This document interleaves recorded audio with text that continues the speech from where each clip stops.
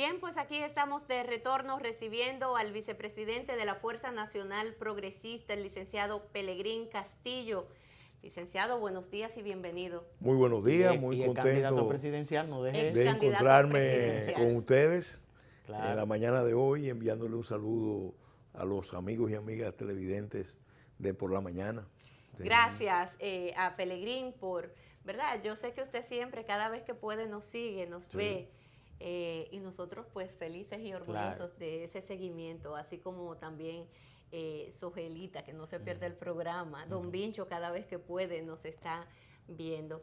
Bueno, pero lo hemos invitado en el día de hoy porque hay muchos temas fuertes, de mucha trascendencia, y el último tema que tocamos en nuestros comentarios tiene que ver exclusivamente con el caso Odebrecht y el manejo que se le está dando al caso en la República Dominicana. Nosotros sabemos que usted es un hombre muy informado, pero además es un hombre pensante y que conoce el poder, porque ha estado dentro del poder.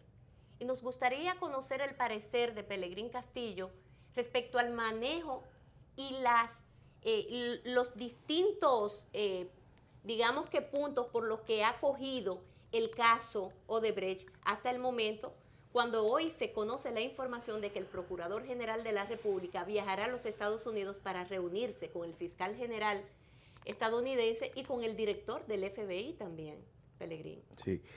Mira, ciertamente este es un caso el más relevante de corrupción estructural y transnacional, que se conoce en República Dominicana y en todo el continente. O sea, nunca se había visto un caso Y hasta África. con tantas ramificaciones, con tantas implicaciones, con tanto potencial de marcar un punto de inflexión en la lucha contra la corrupción y la impunidad. Sin embargo, nosotros en la Fuerza Nacional Progresista hemos, por la experiencia que tenemos en estos temas, que es única, Sí. hemos sido cuidadosos en el tratamiento del tema, porque esto se está dando en un contexto que es bueno no perderlo de vista, para entender lo que está pasando y lo que puede pasar.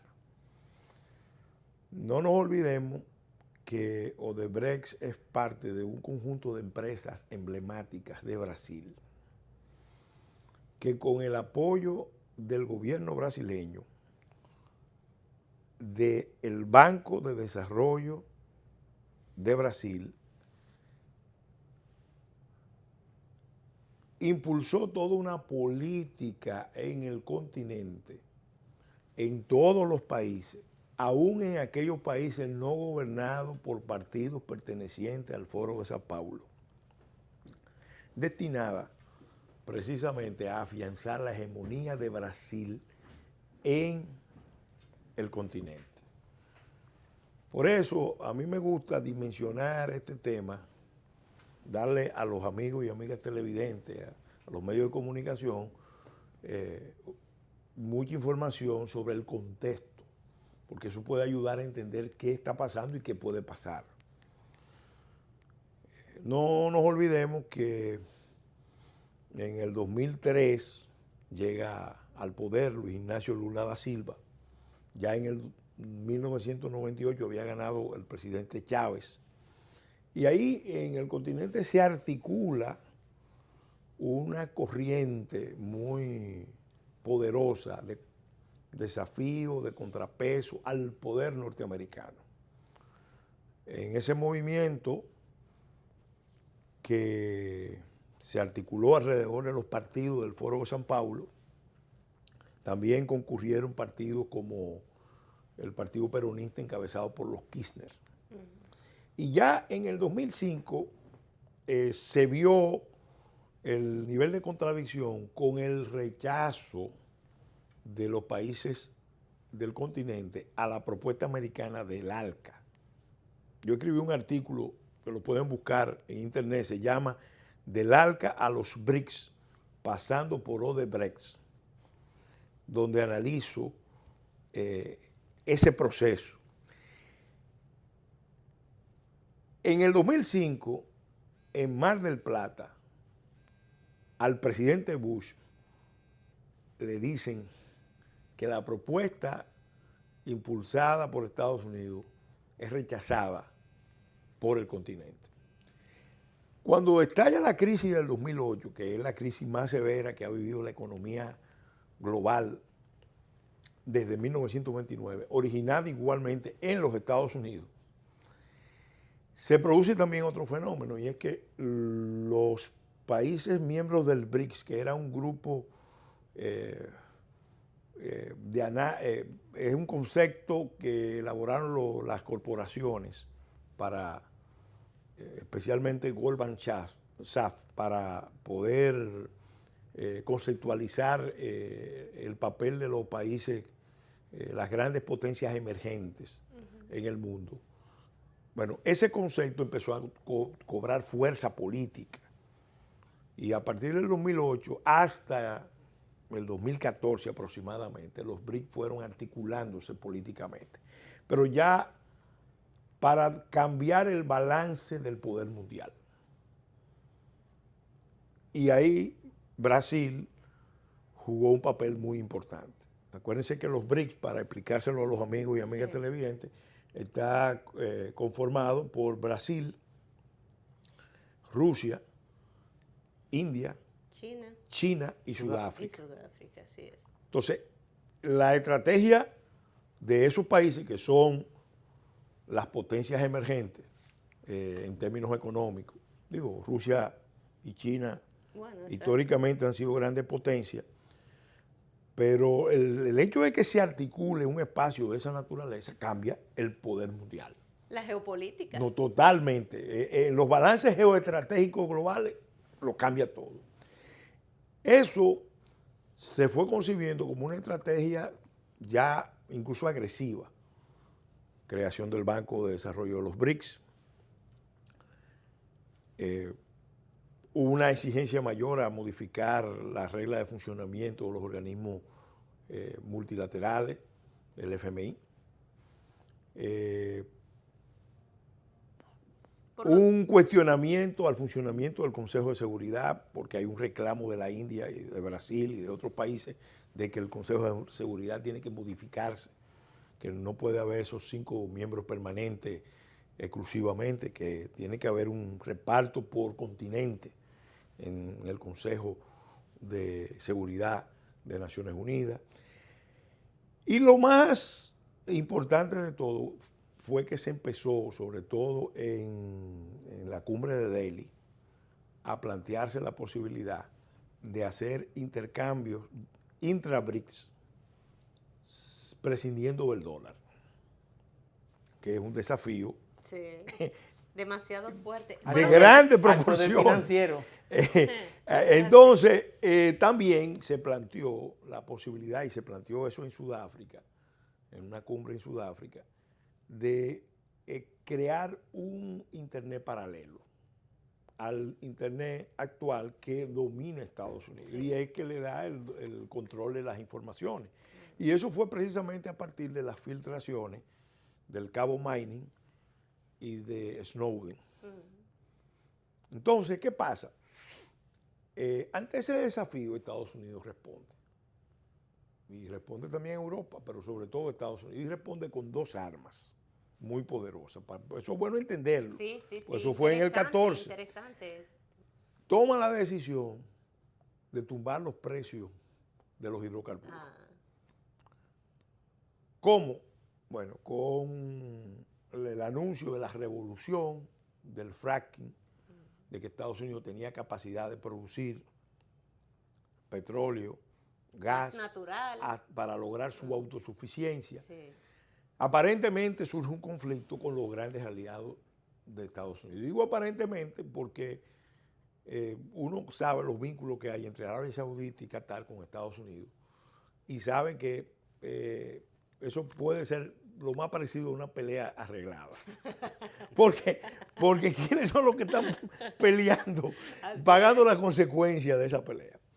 Rusia, Irán Venezuela, Brasil, que Sí. tenía un proyecto enorme. Brasil iba a entrar al club petrolero con la conversión de Petrobras Nigeria a... y Albania.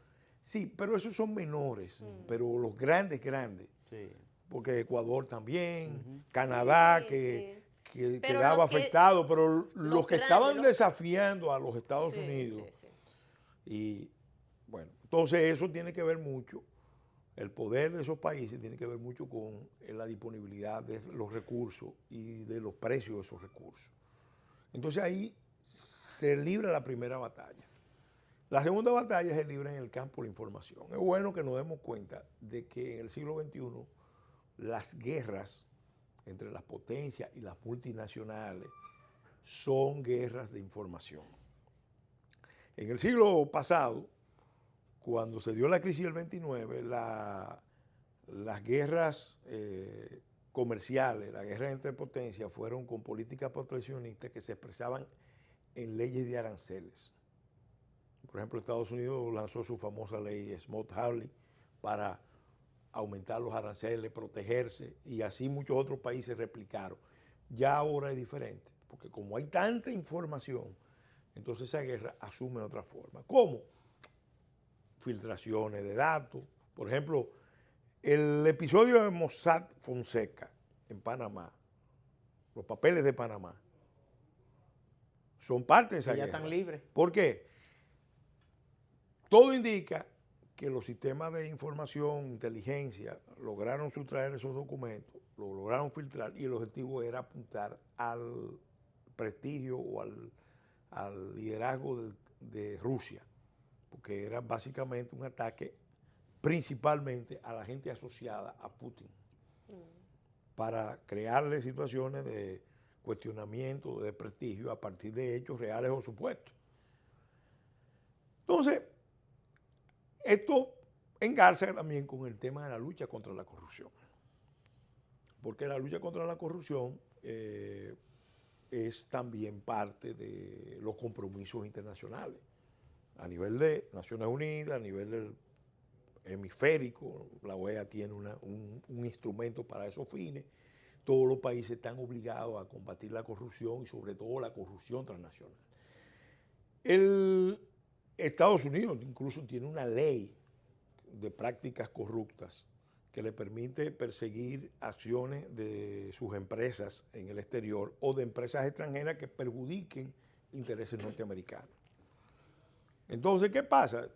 Estados Unidos empieza a usar esas armas en coordinación con actores brasileños, porque también en Brasil se estaba dando un fenómeno, y era que esa alianza del gobierno brasileño con esas grandes empresas le estaba dando una hegemonía brutal en la política brasileña y en la política continental.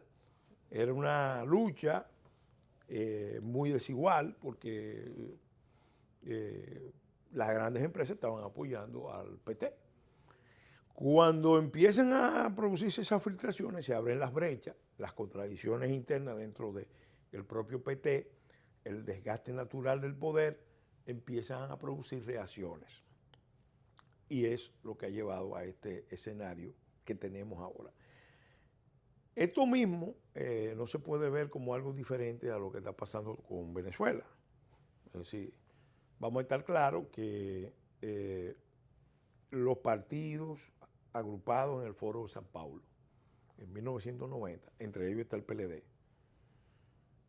montaron una estrategia que ha sido muy exitosa. Que Estados Unidos, a partir del 96, cuando ya había caído la Unión Soviética, empezó a tratarla con flexibilidad y liberalidad, porque entendía, primero, que sus prioridades estaban en las relaciones con Rusia, primero, después en las relaciones con China, nunca mirando para la zona. Y entonces, cuando estalló la crisis del 2001, los atentados terroristas del 2001, Estados Unidos entonces se concentró en esa lucha, se fue a Afganistán, se fue a Irak,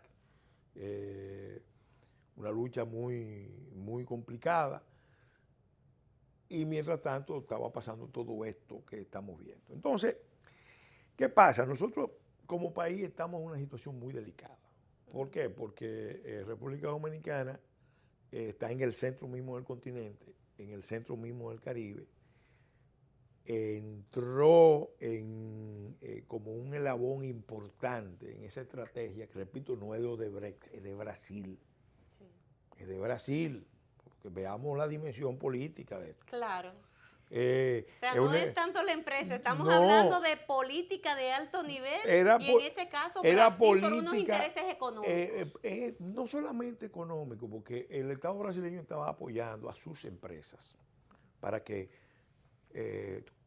fueran dominantes en el continente. Que eso es legítimo. Y no solamente a Odebrecht, a Andrade Gutiérrez, a Joao Galbao, Embraer. a Embraer, a Petrobras, a todas las compañías importantes de Brasil.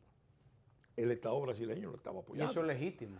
En principio sí, en principio. Salvo que se usen estos procedimientos. Porque ¿Qué un se Estado puede- está para ¿Qué eso se también. puede hacer? Bueno, cuestionar los métodos que se estaban usando para, por ejemplo, lograr ese objetivo.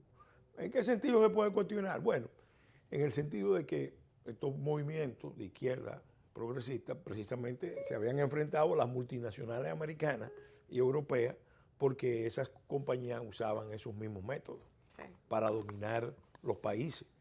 Entonces estaban replicando en cierta manera procedimientos parecidos. Eso es un elemento importante. Ahora, ¿qué es lo importante para nosotros? Nosotros no podemos olvidarnos de que estamos ahora mismo en un escenario que exige actuar con mucha responsabilidad. Nosotros hemos dicho, bueno, la lucha contra la corrupción es importante, pero no debe limitarse a un esfuerzo exclusivamente punitivo. Debe ser ejemplarizadora, en este caso o en casos realmente relevantes. Pero lo más importante para un Estado como el nuestro es ir a las raíces de la corrupción estructural. El caso de Odebrecht ilustra bien lo que pasa cuando se va a implantar una relación de carácter oligopólico o monopólico. Es casi una constante. Donde quiera que se va a instalar una relación de ese tipo, un monopolio, en los hechos Odebrecht tenía un monopolio, hay un alto nivel de corrupción. Porque, y ahí caemos en el otro tema. Mira, don Rafael Herrera decía, y motivó que yo le escribiera una carta, estoy hablando en la década de los 80, cuando empezaban los procesos de corrupción en República Dominicana. Él decía, lo decía en los editoriales, y era muy irritante, todos somos corruptos. Y no tenía razón, porque aquí hay mucha gente que no son corruptas, que no asumen la vida pública, la vida en el Estado o en la empresa a partir de relaciones corruptas. Sin embargo, es lo que, mirándolo en retrospectiva, viendo la experiencia que yo he tenido en el Congreso, en la formación de un ministerio estratégico, en el análisis permanente de la realidad nacional, no todos somos corruptos, pero sí es verdad, y yo lo puedo sostener, que en República Dominicana, como en la mayoría de los países de América Latina y de buena parte del mundo, hay sistemas de corrupción, estructuras de corrupción y culturas de corrupción. Sí, claro. Eso es así. Entonces, cuando hay esos fenómenos, y lo saben los especialistas, no bastan hacer los esfuerzos punitivos, hay que ir a la raíz del problema. A la raíz del problema. Y eso pasa por reformas estructurales. Si se quiere realmente aprovechar esto para cambiar, para lograr un Estado más eficiente, más fuerte, más funcional, más transparente, o vamos a decir más no, menos corrupto, menos ineficiente. Y menos de todo. Menos de todo, entonces hay que ir a la raíz del problema. Vamos a empezar por la matriz, donde se gestan muchas de estas cosas en la política. electoral. En la política electoral. En la medida en que la política se vea como el campo de inversión más rentable y al mismo tiempo con menos riesgo, por el nivel importante de impunidad, esto va a seguir pasando. No solamente con las empresas brasileñas, con empresas de toda parte del mundo que llegan a República Dominicana. Y eso tiene que ver mucho con el hecho de que la política es cada vez más costosa. Y es cada vez más costosa. Sí, eso es terrible. Porque hay intereses poderosos que quieren que sea cada vez más costosa y por tanto menos democrática, para así tener ellos el control de la última decisión. Claro. ¿Quiénes realmente están decidiendo los procesos políticos en países como el nuestro? Lo están decidiendo los grupos plutocráticos, las oligarquías de los países, que normalmente están vinculados a intereses extranjeros de todo tipo.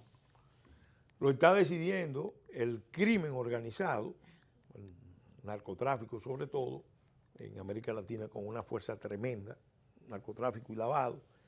Y el otro actor, el otro gran elector, viene de la misma actividad política cleptocrática. ¿Por qué? Porque entonces la política se asume como, y la función pública se asume como una visión patrimonial. Yo voy a un cargo y ese cargo que me costó tanto en la campaña me pertenece. Por tanto, yo no tengo vínculo con el ciudadano, no tengo vínculo con la sociedad. Eso es un cargo que yo tengo para mí. Y por tanto, yo puedo hacer con ese cargo lo que a mí me convenga para yo recompensar estos gastos y ganar con creces. Entonces, esa visión patrimonial que prima en la mente de muchos políticos en el alto nivel, en el mediano nivel y en el nivel popular, es parte de una cultura. Pero eso también tiene una explicación socioeconómica y e histórica. Porque la economía dominicana está controlada, capturada, yugulada por unos cuantos intereses. Entonces, mucha gente va a la política a buscar lo que no puede conseguir en actividades normales, porque lo normal sería que una persona que quiera hacer fortuna, que quiera hacer riqueza, se dedique a las empresas. Eso es lo correcto. Sí. Pero, al mismo tiempo, cuando eso es un camino muy exigente, muy complicado, muy de largo plazo, porque todo está concentrado en 8 o 10 grandes intereses, entonces la política se convierte en la alternativa. Y eso te produce todo un circuito de retroalimentaciones negativas, muchos circuitos de retroalimentaciones negativas. Cambia la política, la relación del político con el ciudadano. El político se siente que está repartiendo favores, no derechos. Así es. Cambia la relación del Estado con las empresas, con la gran mayoría de las empresas son las que pagan las consecuencias de esto. Sí. Las grandes no, las poderosas que tienen mucho poder pueden manejarse un poco distante de esto, pero también cuando tienen demasiado poder consolidan entonces situaciones de monopolio, de oligopolio. Pelegrín, entonces ese es el problema que bueno que lo entendamos para que este tema no pase como un episodio más donde se van a hacer ajustes de cuentas. Por ejemplo, yo le voy a poner en la visión que uno tiene. Cuando nosotros hablamos de estructura de corrupción, voy a mencionar algunas. Aquí hay corrupción estructural en las cárceles. Sí, eso es así. Aquí hay corrupción estructural en las compras públicas. Las fórmulas de compra pública crean espacios de corrupción estructural. Aunque se ha mejorado en algunos aspectos, hay un espacio de corrupción estructural. Los pagos de las deudas, los procedimientos para pago de las deudas facilitan espacios de corrupción estructural. La frontera, yo insisto mucho ¿Y en las eso. evasiones? Pero espérate, yo insisto mucho en eso. La frontera. El espacio de corrupción transnacional y estructural más grande y con más efectos nocivos en la sociedad dominicana es la frontera dominico-haitiana. Y yo le he dicho al Movimiento Verde, donde hay mucha gente valiosa, preocupada por el destino del país, miren, redimensionen la lucha, porque cualquiera cree que el país estaba muy bien y llegó una bruja malvada llamada Odebrecht y pervirtió al país. Y esa no es la realidad. Odebrecht entra dentro de un esquema que preexistía y que lo reforzó. Sin duda que lo reforzó a unos niveles que estamos viendo que son importantes, pero vamos al problema. Esa realidad de una frontera abierta de 391 kilómetros, operando 24/7, 365 días del año, para tráfico internacional ilícito. Bueno, ahí Y la gente no habla de eso. Eso es como si no existiera. Entonces, el mismo tema de la deuda es un tema preocupante. Nosotros, miren, para que tengan, esto no es un tema que lo estamos improvisando ahora. En el año 2008 yo presenté una resolución sobre corrupción transnacional que se aprobó casi a unanimidad en la Cámara de Diputados. La trabajó la colega y amiga Minú Tavares, desde la Comisión de Relaciones Exteriores. Y esa resolución se le presentó al embajador Fanning, al embajador de Estados Unidos, sí, al embajador español, a los ejecutivos del Banco Mundial, a los ejecutivos del Banco Interamericano de Desarrollo, se le hizo llegar a otras embajadas y yo personalmente con José Ricardo se lo entregamos al doctor Costa Pinto, el director mundial de lucha contra la corrupción, el narcotráfico y el lavado. Era una resolución sobre la convención de la OCDE sobre pago de soborno a funcionarios públicos extranjeros en operaciones de comercio exterior. Y ahí nosotros básicamente hacíamos un reto, que hiciéramos una revisión de los países de la OCDE con República Dominicana sobre el tema de la corrupción transnacional y cómo los países estaban aplicando la convención esa. Porque nosotros lo que estábamos viendo era un doble estándar. Los embajadores venían a protestar contra la corrupción de las instituciones dominicanas solo cuando perjudicaban a las empresas. Solo cuando algún pacto nefando no se cumplía. Pero cuando el país salía perjudicado por la corrupción, entonces ahí se para. ese tema no se trataba. Y podemos citar muchos casos. Podemos citar muchos casos. Yo quisiera entrar en otro tema porque se nos va a ir el tiempo. Sí. Y hay un tema muy importante Sí. que merece su opinión. Y sería bueno incluso hasta, Sí. traerlo la semana que viene otra vez para Sí. que sigamos con el tema de la corrupción, Sí. que es interesante. Sí. Pero se convocó el Consejo Nacional de la Magistratura para completar la membresía del Tribunal Superior Electoral. Y además está sobre el tapete la ley de partidos políticos. Entonces, ¿usted cree, la oposición está presionando para que se haga en el Tribunal Superior Electoral lo que se hizo con la Junta Central Electoral? ¿Cuál es la posición que tienen ustedes como Fuerza Nacional Progresista sobre el tema? Mira, en este momento estamos en una situación muy compleja en la vida del país. Porque hay lo podemos decir, yo hace tiempo que lo estoy diciendo, hay un proceso de derrumbe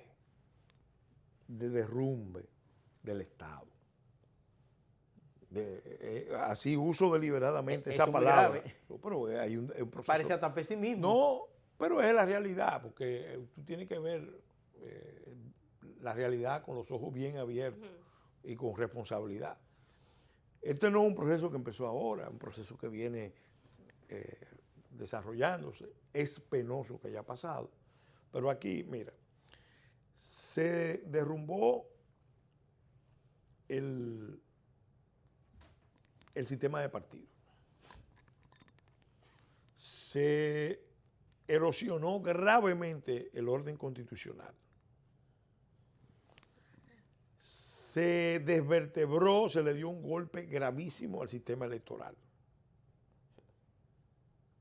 Fíjate. Y el Estado Dominicano está dando señales de que no está dispuesto a defender la soberanía. O de peor, de que está dispuesto a conceder lo que ningún Estado ha concedido, con tal de que el grupo dominante pueda afianzarse en el poder. Y voy a mencionar solo 3 casos. El convenio militar que se firmó en enero del 15, que fue anulado afortunadamente por el Tribunal Constitucional. Una señal ominosa. La política de entrega de la frontera a los grupos privados, nacionales y extranjeros. En los hechos, la frontera dominico-haitiana está abierta. Y lo que se habla es de un plan Quiqueya binacional muy vaporoso, con unos planes tan grandes que cuando se vengan a ejecutar ya la frontera no va a ser dominicana. Y el último acuerdo de preinspección con el aeropuerto de Punta Cana lo firma el Estado Dominicano. En principio yo no tengo objeción de que aeropuertos dominicanos donde hay mucha presencia norteamericana se beneficien del sistema de preinspección. Eso los hace más seguros y a nosotros nos conviene por muchísimas razones que esos aeropuertos sean seguros. Sí. Sobre todo que son inversionistas americanos, que son turistas americanos. Entonces eso no nos perjudica en principio, pero lo que no podemos aceptar es que lo subordinen a la conversión de República Dominicana en un país de refugio, en un país de asilo. Es una visión que Estados Unidos está impulsando hace tiempo. Ante la crisis mundial que hay de refugiados, Estados Unidos está manejando el concepto de migraciones compartidas, tratando de que los flujos migratorios no le lleguen allá. Y entonces está buscando una cadena de países que sean países que reciban y retengan esa migración. República Dominicana tiene demasiados problemas para hacerse cargo de un problema de ese tipo. Tiene muchísimas limitaciones para asumir ese tipo de responsabilidad, porque va a terminar produciendo un colapso del sistema. A Estados Unidos no le importa. En el caso del contexto de la isla de Santo Domingo hay intereses norteamericanos que han estado trabajando para la fusión. Sí. Con los Clinton, sí, los Kennedy y los Obama a la cabeza. El caucus negro de Estados Unidos impulsando esa visión. Entonces, pero somos nosotros que tenemos que defender lo nuestro. Si nosotros no defendemos lo nuestro, nadie lo va a defender. Y nosotros hemos advertido en la Fuerza Nacional Progresista, lo sacamos en el documento, que hay que tener mucho cuidado. Lo digo a propósito del viaje del procurador a los Estados Unidos.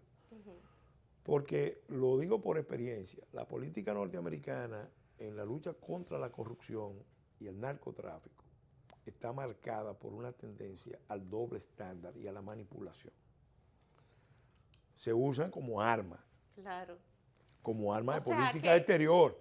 Óyeme. ¿Usted tiene su aprehensión respecto a esa visita del procurador a...? No la aprehensión, vamos a esperar, pero yo advertí hace tiempo, nosotros advertimos hace tiempo, que hay una tendencia de Estados Unidos a instrumentalizar la lucha contra la corrupción y el narcotráfico para sus agendas. Así es. Por ejemplo, aquí está planteado en cuestión de meses una definición estratégica. ¿Qué vamos a hacer con los 250,000 nacionales haitianos casi la mayoría son haitianos, que se acogieron al plan de regularización, que no completaron sus expedientes, que le buscaron una solución parcial, insuficiente, de darle un documento de estadía. Ahora mismo hay una presión. Esa es presión del CIDH. ¿Para qué? Para que le den la ciudadanía. Entonces nosotros advertimos, ojo con eso. Estados Unidos tiene una larga tradición con República Dominicana de chantajear a las clases dirigentes, a los políticos, a los militares, a los empresarios, a los intelectuales, a grupos diversos, usando el arma contra la corrupción y el narcotráfico, pero para obtener concesiones en otras agendas. Entonces, ojo con eso, porque no se va a aceptar eso. Gracias. Eso no se va a aceptar, que lo sepan. Eso es así, pues gracias a Pelegrín Castillo por su visita en el día de hoy. El tiempo se nos ha agotado, es lamentable, hay muchos temas que tratar. En el caso de Pelegrín, que tiene tantas informaciones, que profundiza en las informaciones, pues siempre se nos hace corto, breve, muy breve el tiempo. Le agradecemos su visita, licenciado, gracias el día de hoy. Saludos a todos los amigos que están en sus hogares y gracias a todos aquellos que me han dado de algún modo la bienvenida, incluyendo a Carolina en San Francisco de Macorís, que ya me escribió tempranito. Y esperamos que sigan ustedes ahí conectados con Teleimpacto, Canal 22 y 52. Hasta mañana, Lizzy, y gracias, Pelegrín. Hasta mañana.